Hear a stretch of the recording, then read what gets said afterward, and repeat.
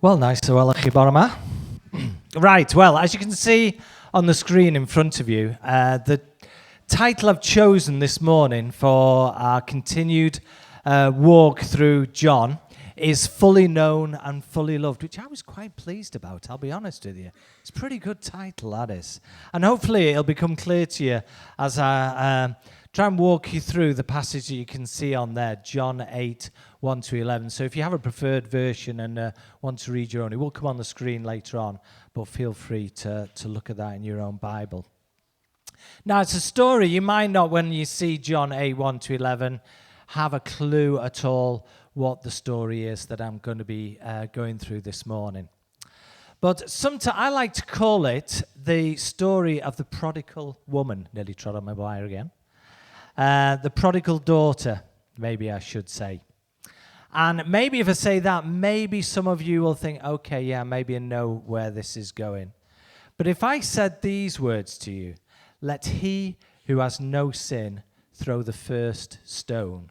I'm pretty sure, however many times you've read the Bible, whether it's 3,000 or 0, you probably heard that phrase. And that phrase comes from this passage of the prodigal daughter that we're going to look through today. So what's it going to be about? Well, it's going to be about two main things that are going to be revealed as we walk through this morning. And first one of these things are the dangers of a judgmental spirit. But maybe more important than that, the forgiving heart of Jesus.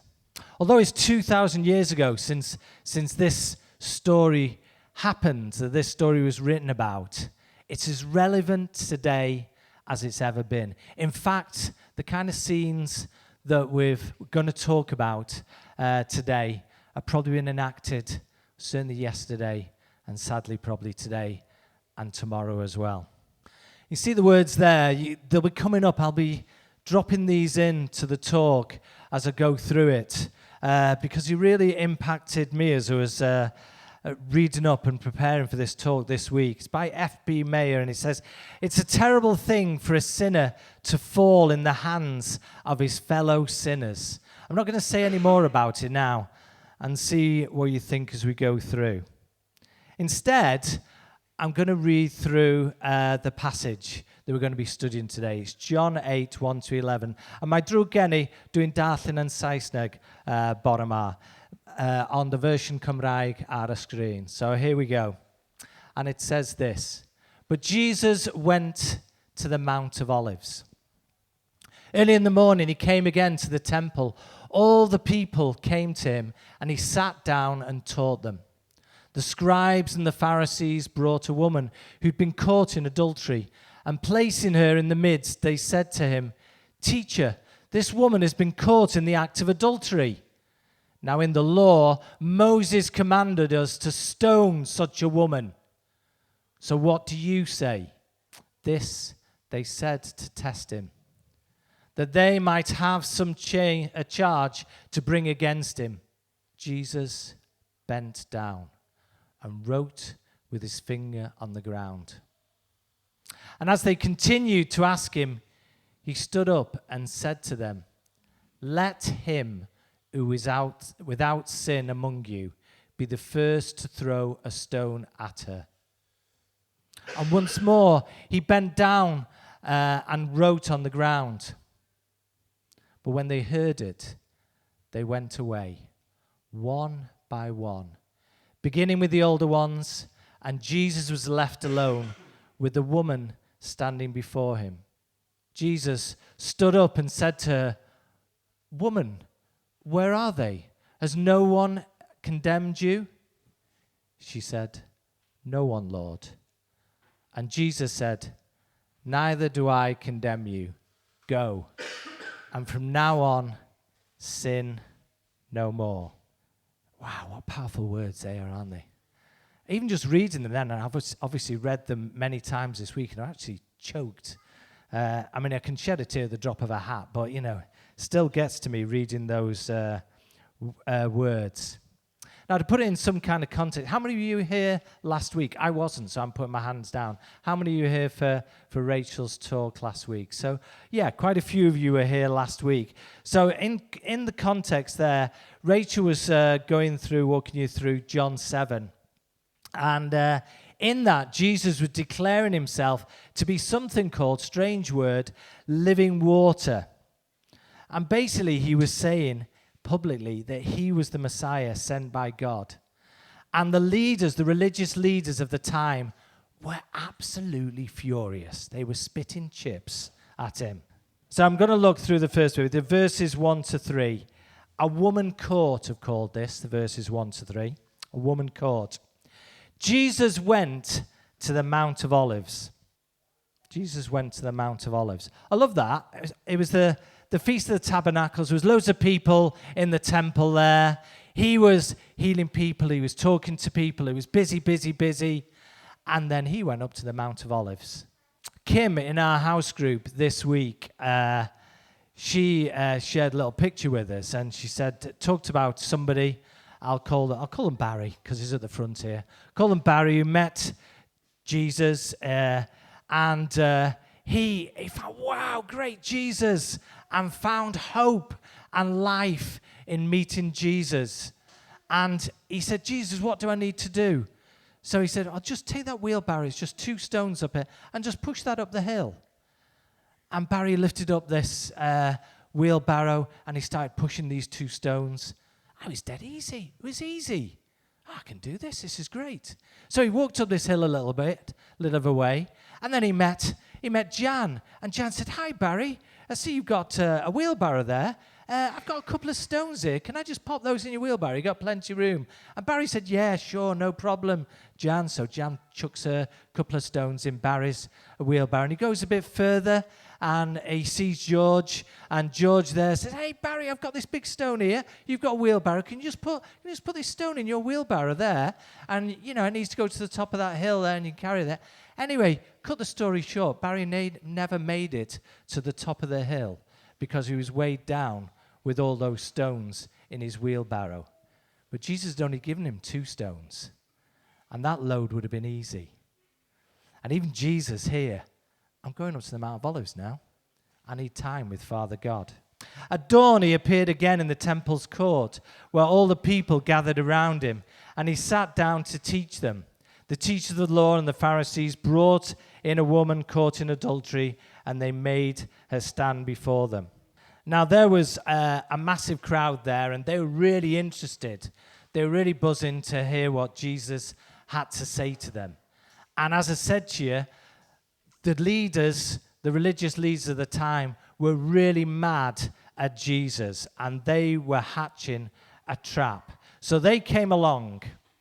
They came along with this woman and bustled everybody out of the way and presented her in front of Jesus. They were the teachers of the law, the Pharisees, the religious leaders of the Jewish people. They were the well-educated, the well-known, the men of wisdom, high moral standards. If anyone had a question about the law of Moses at the time, these were the men who had the answers. But although they were religious, they were not godly. And their intentions on this day were not good. As the story unfolds, we discovered they were proud, self-confident, arrogant, ruthless, cunning, clever, thoroughly hypocritical. Do you know what? It's a terrible thing for a sinner to fall into the hands of fellow sinners. Questions really arise when I read this passage. I wonder who the woman was. We don't know. Was she single? Was she engaged? Was she even married? We don't know. What previous relationships has she had to any of these men who were maybe stood there accusing her? We don't know. Was she young or middle-aged? We don't know that. The text tells us what we know, and everything else is speculation. I wonder how they caught her in this act of adultery. We can't be sure, but something fishy seems to have happened with all this.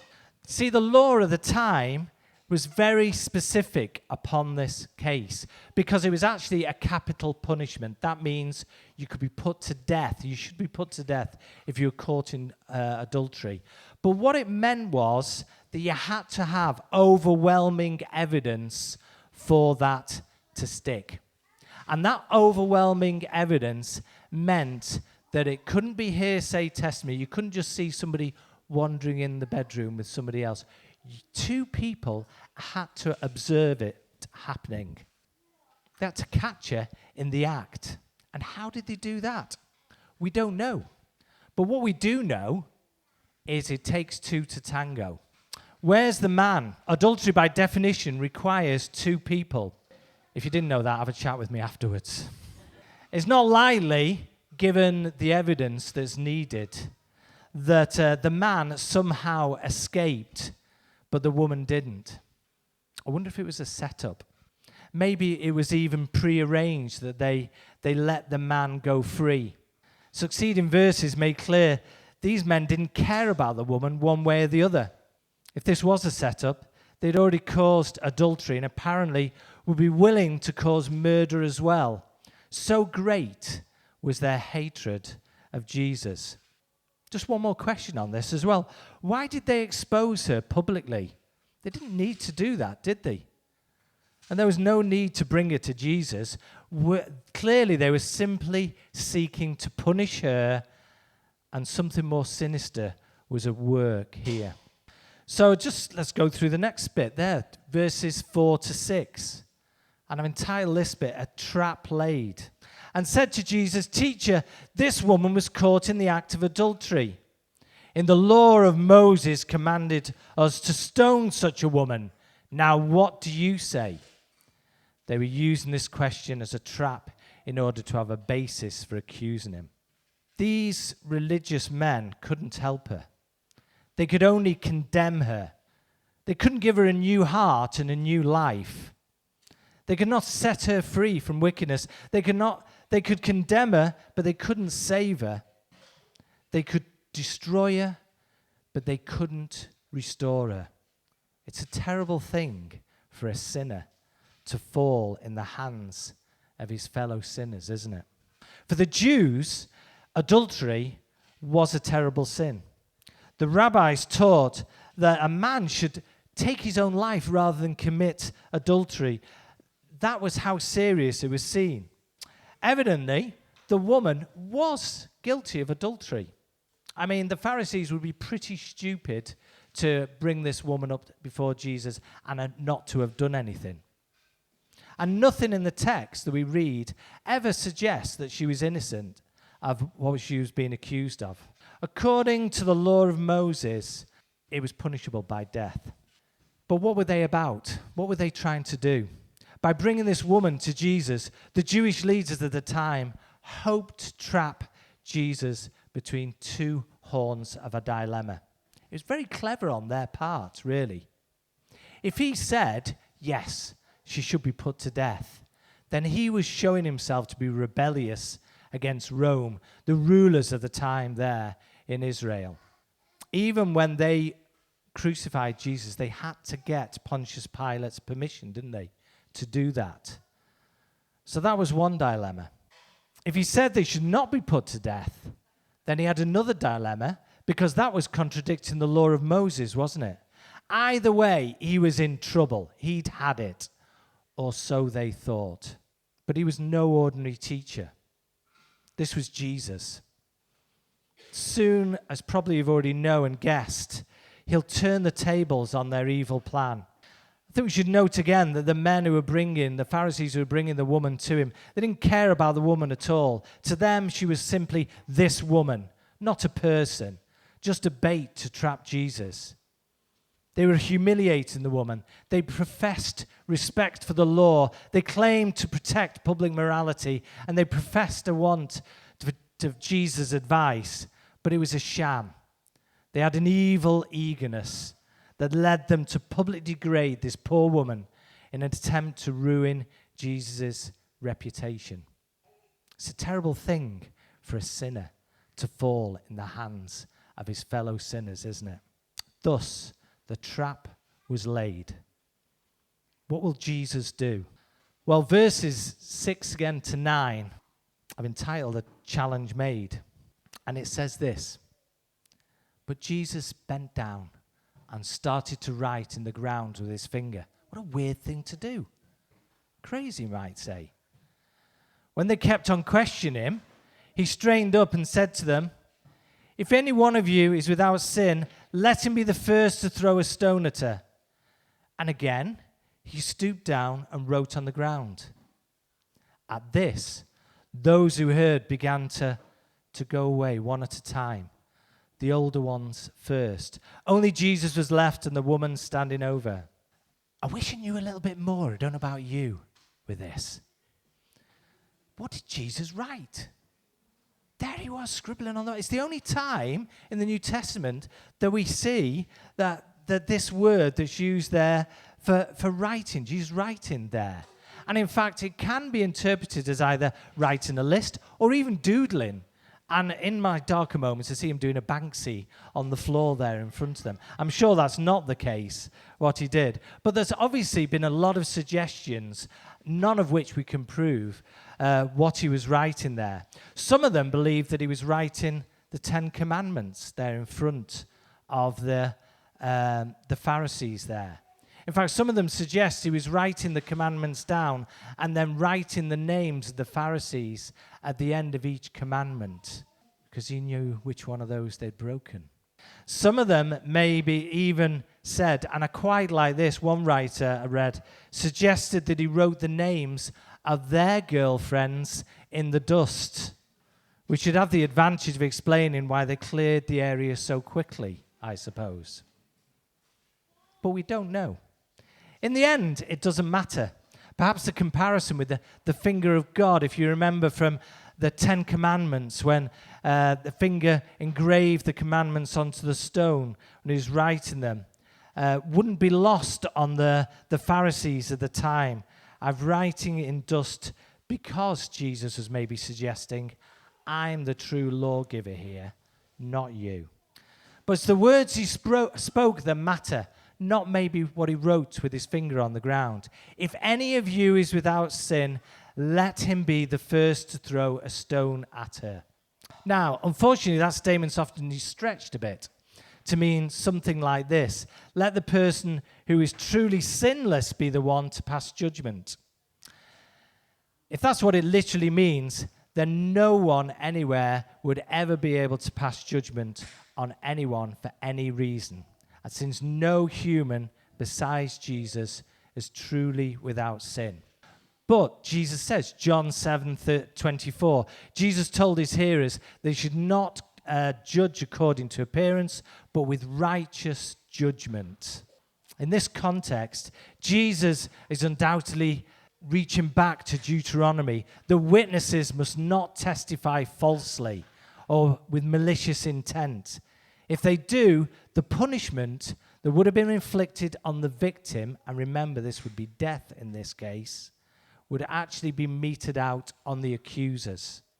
This law protected, obviously, the accused and made it dangerous for evildoers to use the law for their own crooked purposes. And the Pharisees would have known all this. Jesus' words were meant to remind them of the seriousness of their charges. Motives do matter. He's saying, before you pick up the stone, take a good look in the mirror. Make sure you're morally qualified to put this woman to death. Make sure there's no malice, no deceit, no trickery, no dishonest. And make sure you're not guilty of the same crime yourself.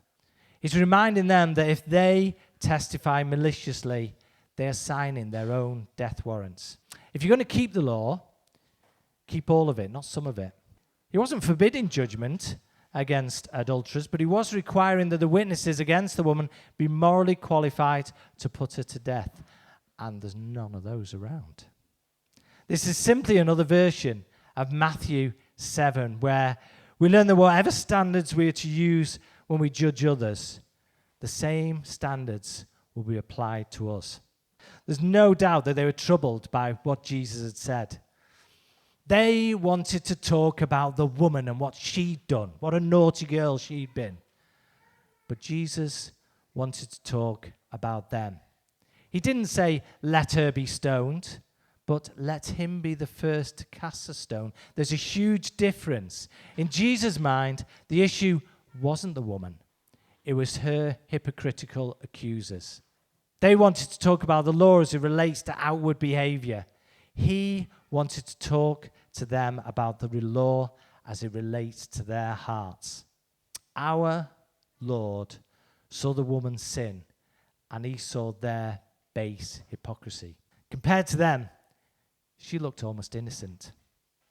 Their sin was far greater because it's couched in terms of pious religion.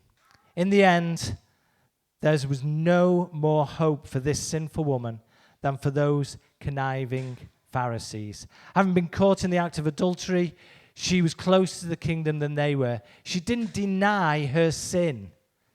They didn't admit hers. They were so convicted, they began to disappear one by one. And I like the way it writes in there, the older ones went off first. I wonder it's because they realized they'd had a few more sins under the hood than the younger ones. I don't know. Do you know what? If our inner thoughts were written on our foreheads this morning, I wonder how many of us would dare to take our hats off. I'll leave that with you now. So it ended this way for them. They wanted to trap him, and they ended up being trapped by him, trapped by Jesus' moral purity and their base hypocrisy. Some of you remember this guy, Malcolm Muggeridge. He wrote this, and I thought, wow, this is really challenging. It's precisely when you consider the best in man that you see that in each of us is a hard core of pride, of self-centeredness, which corrupts our best achievements and blights our best experiences. It comes out in all sorts of ways, in the jealousy which spoils our friendships, in the vanity when we feel when we've done something pretty good, in the easy conversion of love into lust, in the meanness which makes us depreciate the efforts of other people, in the distortion of our own judgment by our own self-interest, in our fondness for flattery and our resentment for blame, in our self-assertive profession of fine ideals which we never begin to practice. One by one, these religious hypocrites disappeared until no one was left but Jesus and the woman alone, which leaves us just to the end there, verses 10 and 11. A pardon given, I've entitled this bit, and it says this. Jesus strained up and asked her, "Woman, where are they? Has no one condemned you?" "No one, sir," she said. "Then neither do I condemn you." Jesus declared, "Go now and leave your life of sin." How differently Jesus reacted to the woman than the Pharisees. Here's how the Lord treated this sinful woman. He faced her. He strained up. He questioned her. "Woman, where are they?" He forgave her. "Neither do I condemn you." He challenged her. "Go now and leave your life of sin." You see, he treated her with dignity and compassion. He treated her sin with total honesty. He treated her sin, he imparted grace and hope, and he forgave her sin and sent her out to start a new life. By doing this, Jesus states this: yes, you've committed adultery. I'm not going to gloss over it, but there's more to your life than your sin. You can be much more than you have been. You can turn from this sin once and for all, and you can have a new life. It's ironic that Jesus was the only one qualified to stone her, being without sin. The law required 2 witnesses for a death. After all, it wasn't Jesus who brought the accusation against her in the first place. Since the witnesses had disappeared, the charges were dismissed. The woman now free to go. "No one, Lord," was her reply when he asked her about the accusers. But there's more to this simple dismissal of the charge when she answers, "No one, Lord." This is a statement of faith. Brief though it may be, she made no excuses, but waited for him to render his verdict. In Christ, you see, she saw a man who was different from the other man, a man who had treated her with grace instead of contempt. Why didn't she leave when the Pharisees left? Because she knew she was a sinner and she didn't try to hide it. Her sin had already been exposed and she trusted Christ to do the right thing. On a side note, you might be tempted to think about the man, whoever he was. Oh, he got away with it, didn't he? He got away with his sin. That he was lucky and she was unlucky. But no, he didn't get away with anything. God saw it all. His guilt would follow him forever. In fact, she wasn't so unlucky in the end. She met Jesus and he transformed her life. You know what? All of us are like this woman. You see, we're truly guilty in the eyes of a holy God. All of us here have sinned. All are caught by God's justice. All deserve death. We're helpless and unable to change our condition. We're doomed and damned unless someone steps in to help us. We can't buy our way out of trouble, and we can't lie our way out of trouble. We're condemned by our conscience, condemned by our true moral guilt, and condemned often by others. If people knew us better than they do, they would condemn us even more than they do. They don't know the half of it. And that's where the gospel message becomes so powerful. Just when we're about to be condemned, Jesus steps in to rescue us. Some people probably grumble that day that sin should be paid. This woman has committed adultery and she got away with it. But it was paid for on a Roman cross outside the city walls of Jerusalem when Jesus died for the sins of the world. Jesus didn't condemn the woman because he knew that not many days hence he would be condemned for her when he died on the cross. This woman was not condemned by Christ, but because he was condemned on the cross for her sake. Tim Keller is a bit of a hero of mine. I love hearing his old preachers. Sadly, he died recently, but I love this little caption here because it encapsulates a lot of what I'm trying to get over this morning. To be truly loved but not known is comforting but superficial. To be known and not loved is our greatest fear. But to be fully known and truly loved is, well, a lot like being loved by God. God knows every one of your thoughts and mine. Not only does he know our thoughts, he knows our motives, and he notices our deeds. I want you to imagine that on this screen now, we were able to put all those thoughts and motives and deeds on the screen. I wonder how embarrassed we'd all be at that. Well, I can say personally, I'd be very embarrassed. I'd be trying to make a quick exit from it. But in Jesus, despite the fact I and you have a sinful past, we can have a future of hope. Because despite the fact you are fully known by God, if you allow yourself to fully trust him, you can be fully loved by him as well. And that's the end of my talk this morning. But I want us not just to go away and have a biscuit and a coffee at this stage, because there's a big challenge there. You see, the difference between the woman and the Pharisees wasn't that she was without sin and they were sinful. They were both sinful, both lots of them. The difference was she knew it, and they either didn't and tried to hide it or lied about it. So there's a real challenge for us there, isn't there? For us to confess our sins and to make that next step of accepting and celebrating the hope that only Jesus can give us.